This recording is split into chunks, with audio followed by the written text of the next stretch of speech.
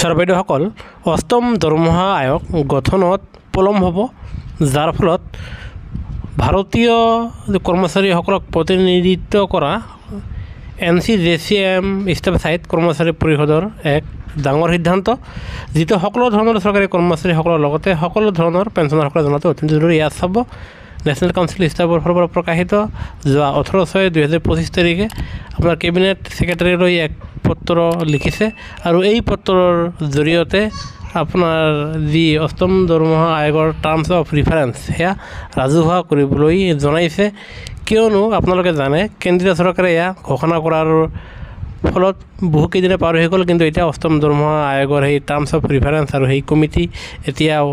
গঠন নহ'ল, যাৰ ফলত এয়া চাব Shiv Gopal Mishra, secretary staff side national council JCM-ৰ ফালৰ পৰা আপোনাৰ জনাইছে মিনিষ্ট্ৰী অফ ফাইনেন্স ছেক্ৰেটাৰী বিভাগক, যাতে অষ্টম দৰমহা আয়োগৰ যি টাৰ্মছ অফ ৰিফাৰেঞ্চ সেয়া ৰাজহুৱা কৰে আৰু যাতে অতি শীঘ্ৰেই সেই কমিটিখন গঠন কৰে, যাতে সৰ্বভাৰতীয় পৰ্যায়ৰ কৰ্মচাৰী আৰু পেঞ্চনাৰসকলে কম দিনৰ ভিতৰতে অষ্টম দৰমহা আয়োগৰ লাভালাভ পাবলৈ সক্ষম হয়। সেয়েহে চৰকাৰে এতিয়া লক্ষণীয় হ'ব কেতিয়া অষ্টম দৰমহা আয়োগৰ সেই কমিটিৰ প্ৰতিবেদনখন ৰাজহুৱা কৰিব। সেয়েহে কৰ্মচাৰী পেঞ্চনাৰ উপকৃত হোৱাৰ বাবে আমাৰ চেনেলটো ছাবস্ক্ৰাইব কৰিবলৈ নাপাহৰিব।